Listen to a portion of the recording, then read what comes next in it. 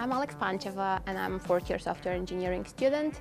And this year I did the functional programming course. It was a blended course, so we had like some videos, tutorials, and quizzes on Future Learn, and every week we had a drop-in session where we discussed some examples in depth.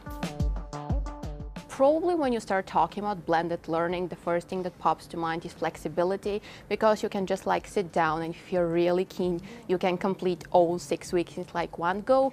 The other thing is like you can like pause it if you're not sure about something and just like go back and do some like additional reading and then like come to that like specific tutorial and be like, okay, I understand it better now. And now, given it's exam time, it's really good to go back to like the videos and everything and be like, okay, revision, that's coming back to me.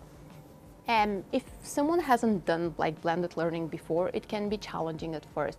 And when I like remember the first few sessions, like my classmates and I walked in that lecture theater being like, okay, we're having another kind of typical lecture. But then like with time you kind of get used to like a different style, like to the whole idea of like, okay, I'm going there with questions and I can get additional help, which is not about like someone else delivering the material for you. And so I think that's extremely valuable, and like just approach it with like open mind, because like I think that by now most students of us are like used to like walking into a lecture theater and sitting down and like getting ready for a lecture to deliver the content. And even if there's like some sort of like engagement going on, like online voting, on like group discussions and so on, I think that like attention span drops.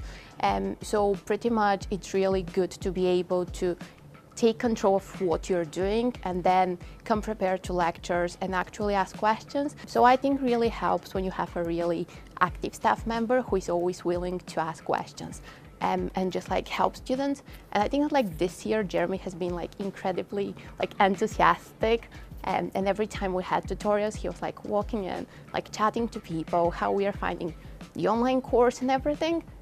So that was incredibly helpful.